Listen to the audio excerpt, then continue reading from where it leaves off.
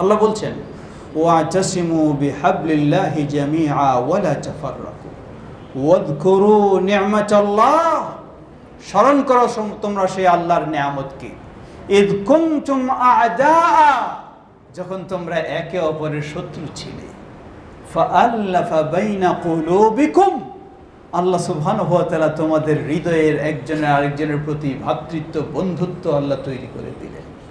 ফাআসবাহতুম বিনি'মাতিহি ইখওয়ানা, ফলে তোমরা আল্লাহর নিয়ামতের মাধ্যমে পরস্পরে ভাইয়ে ভাইয়ে ছিলে, শত্রু শত্রু হয়ে গেলে পরস্পরে ভাইয়ে ভাইয়ে। সুবহানাল্লাহ।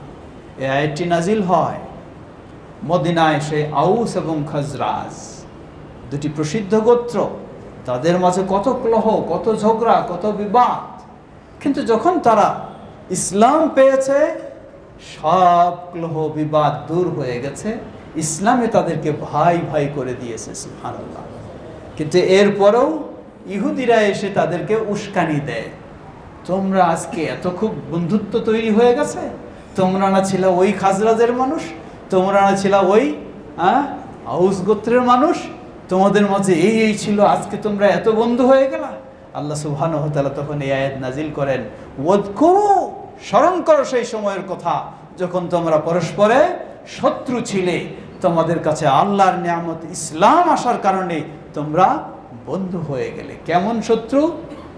তোমরা শত্রু শুধু এমন নয়, শত্রু থাকতে থাকতে তোমরা জাহান্নামের কিনারায় পর্যন্ত পৌঁছে গেছিলে। ফাআনকাযাকুম মিনহা, আল্লাহ সুবহানাহু ওয়া তাআলা তোমাদেরকে সেই জাহান্নামের কিনারা থেকে ঈমানের মাধ্যমে, ইসলামের মাধ্যমে সেটা থেকে মুক্ত করেছেন। সুবহানাল্লাহ। সুতরাং জাহান্নাম থেকে মুক্ত হওয়ার বাঁচার পথ হলো একটি, সেটি হলো ঈমানি ভ্রাতৃত্ব। এই ঈমানি ভ্রাতৃত্ব আমরা যত মজবুত করতে পারবো, দুনিয়ার জীবনটাও আমাদের তত সুন্দর হবে, আখিরাতের জীবনটাও আমাদের তত সুন্দর হবে।